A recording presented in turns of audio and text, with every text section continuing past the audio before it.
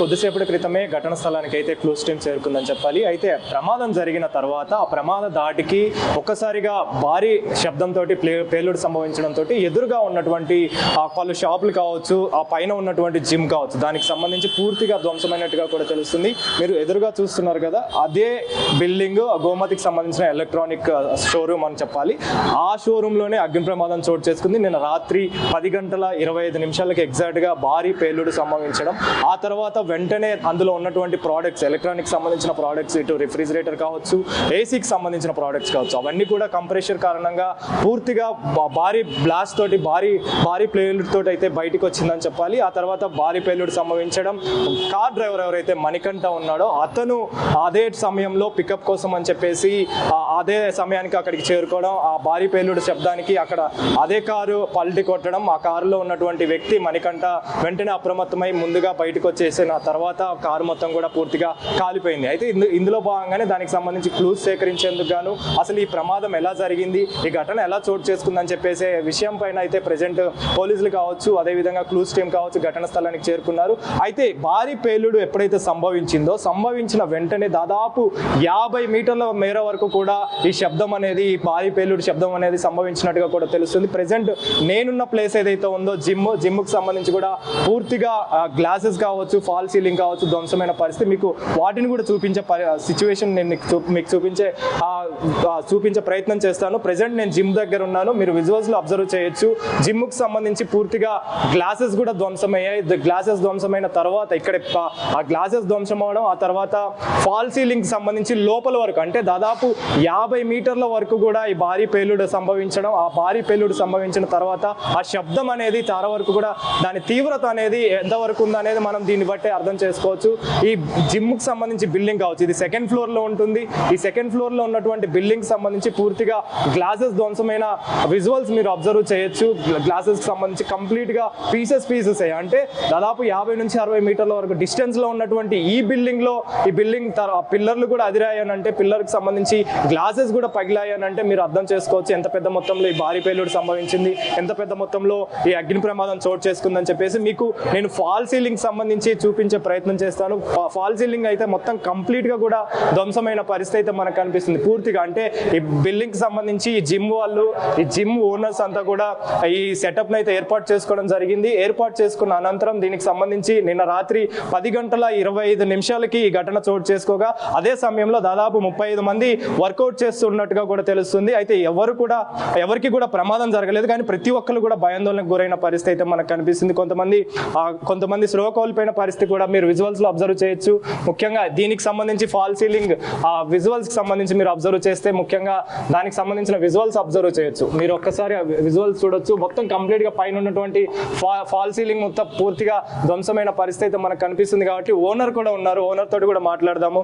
అన్న చెప్పండి, కబు आता किस टाइम पे हुआ इंसिडेंट? ये नाइट में 10:25 को एक बड़ा धमाका हुआ, एक बड़ा ब्लास्ट हुआ. उसके बाद क्या है बोलते सो फॉल सीलिंग गिर गई, मिरर्स ब्लास्ट हो गए, एलिवेशन का मिरर्स ब्लास्ट हुए. और एक हम लोग देखे जब तक क्या हुआ बोल के देखे जब तक पूरा अंदर गैस आ गया, पोल्यूशन आ गया, पूरा फायर आ गया.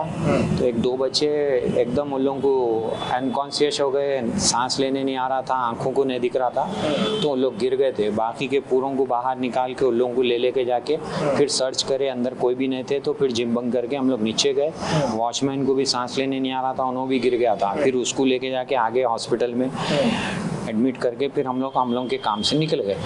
बस उतना ही है और कुछ भी नहीं. अब मगर ये हर एक 2 ईयर्स में 3 ईयर्स में एक बार होता है. ये रोड पे 3 बड़े शोरूम्स है और आगे भी 2 शोरूम्स है. तो ये 2 ईयर्स में 3 ईयर्स में एक बार होता है. एक बार फर्स्ट 4 ईयर्स बिफोर गोमती में हुआ था. हाँ, गोमती में हुआ था, ऑपोजिट साइड उसका ब्रदर का है, वहाँ भी ऐसा ही हुआ था. फिर उसके बाद 2 ईयर्स के बाद फिर ये बजाज इलेक्ट्रॉनिक्स में हुआ था, सेम इंसिडेंट जब मीडिया इशू नहीं हुआ था। अब ये थर्ड टाइम है, ये थर्ड टाइम में भी ऐसा ही हुआ। अब ये क्या है, मास्टर प्लान का पूरा नोटिस आ गए हर किसी को विकेट करना है बोल के। तो अब इन्हों मेरे हिसाब से कंपनीज को ड्यू रख लेके इंश्योरेंस क्लेम कर लूँगा बोल के आग लगाया वैसा है। अब पुलिस इंक्वायरी करी तो मालूम हो जाता, अच्छा निकाल ले सकती पुलिस।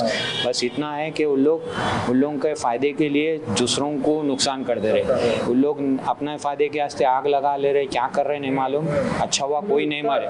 देखो तो ब्लास्ट हुआ तो ठीक है, उसमें वो ब्लास्ट हुआ, मगर इतना दूर आया बोले तो वो एक क्वेश्चन मार्क रह रहा। देखे तो मेरे हिसाब से सर उन्होंने जो करने गया ना सर, छोटा मोटा करने गया उसकी दुकान के तक, मगर क्या उसको नहीं, उन्होंने क्या करा वो पुलिस वाले को बुला लेते। इतना बड़ा ब्लास्ट नहीं होता सर, ऐसा हुआ वो दिल्ली ब्लास्ट के ऐसा समझे सर। वो कार भी सामने पड़ी हुई है, हम लोग तो कार में ब्लास्ट हुआ समझे, मगर कार में ब्लास्ट नहीं हुआ। शटर ब्लास्ट होके कार को विकेट करके शटर वो ऑपोजिट साइड गया सर। उसके बाद क्या है बोलते सो कार में भी आग शटर के अंदर से लगी सर। वो मीडिया में बोल रहे कि कार जाके कार पास हो रहा था उसको शटर डैमेज करा, डैमेज करके गिराया, फिर अंदर से आग लग के उसको गाड़ी को आग लगा।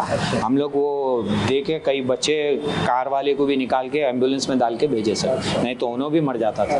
मगर स्ट्रिक्ट एक्शन लेना सर, कोई चीज़। अब हमारा भी इतना नुकसान हो गया सर। नुकसान हुआ था आपको अंदाज से क्या बोल सकते हैं आप?